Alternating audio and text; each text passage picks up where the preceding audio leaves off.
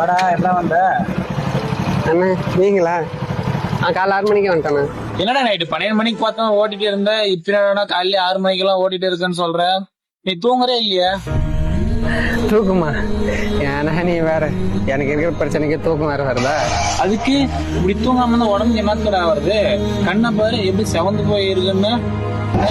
போய் தூங்கி ரெஸ்ட் எடுத்துட்டு வாடா, அப்புறம் பார்த்துக்கலாம் எல்லாம். சொன்னா புரிஞ்சுக்கண்ணா, நான் போய் தூங்கினாலும் தூக்கம் வராது. ஏன்டா கண்ணு தூக்கம் தான்டா கேக்குது, எப்படா தூக்கம் வரலாம்னு சொல்ற? கண்ணு தூக்கம் வேணும் வேணும் தான் கேக்குது, ஆனா போய் தூங்கினா மனசு விட மாட்டேங்குது. ஏதோ ஒண்ணு யோசிச்சுக்கிட்டே இருக்கு.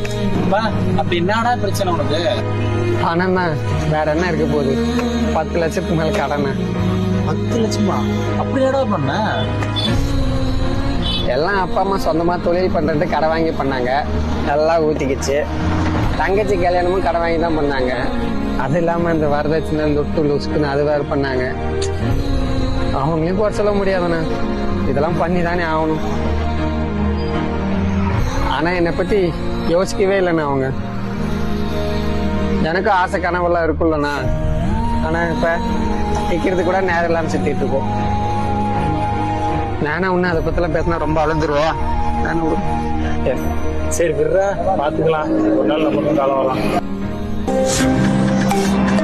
சரிண்ணே, ஆர்டர் வந்துருச்சு. டைமுக்குள்ள உடனே தான் இனிஷியேட்டிவ் வச்சு கொடுப்பாங்களா, அதுவும் கொடுக்க மாட்டாங்க. சரி வேணா. சரி பாத்து.